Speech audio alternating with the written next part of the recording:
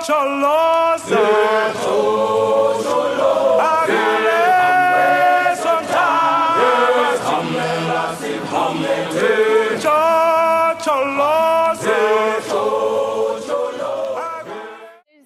are a lot of topics coming together and a lot of different actors. I think I was on I had the honor to be on a session on Monday afternoon on a panel organized by UNAIDS. It was about donors dialoguing with communities. With communities, yes. And I have to say I enjoyed it very much because as a donor, you know, like in a UNAIDS board, we have a very a more official role, and here it was really about also getting tough questions and really having a dialogue. So I think the AIDS conference provides the opportunity actually to enter into a dialogue with different stakeholders. I was really born and bred in civil society, so for me working at UNAIDS was really like a breath of fresh air because it's the only United Nations body that has civil society in its governing body. I enjoy very much that there is so much space for communities here and with the global village especially because, well, you know, we have adopted the UNAIDS strategy in October last year.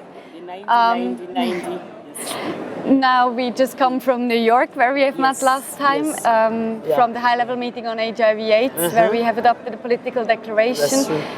These are important global documents and global strategies and political commitment, but coming here now where it's more about the implementation also, and really what is happening on the ground, I think that's it's very inspiring. Yeah.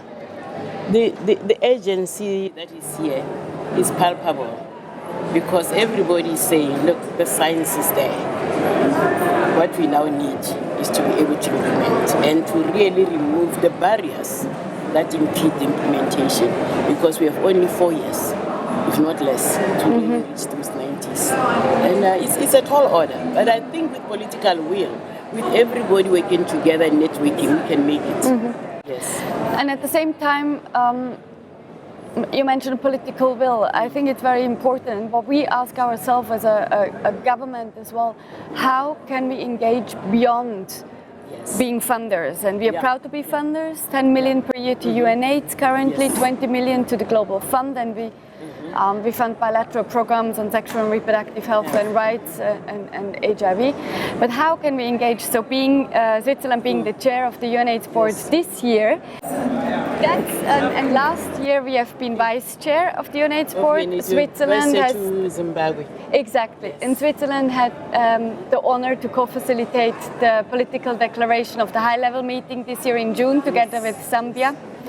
So I think these are commitments that go beyond just funding, and I think that we have to honor the honor to actually take on such tasks that really underline additional commitment beyond the funding. As you are aware, our region is the most affected region in the world, so that we spearhead some commitments, we spearhead some initiatives that have really been now rolled out at the regional level, and we're really happy because we're seeing progress in quite a lot of them. I think what you just mentioned is the regional level.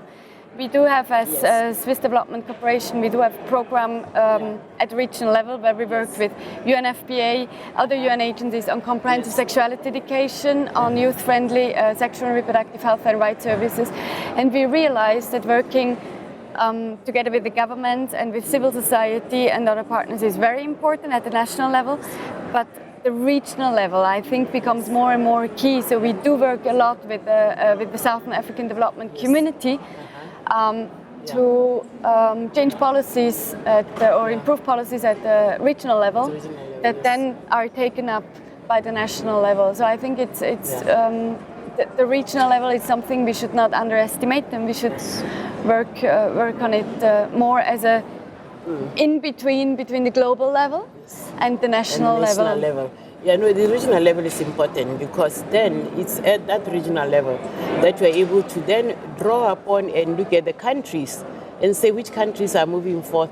And where you have therefore a meeting or a workshop, the others get to learn how come somebody becomes a best practice and not us. What was the best session you've seen so far here? Or something that you've learned or that you're absolutely... You mean apart from my own? Because I mean, my own sessions were the best. Are the best, of course.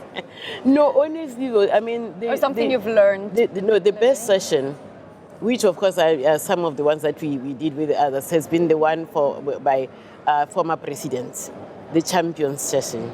Because, you know, as former presidents, their role is really to rally behind and support new presidents in implementing the political declarations.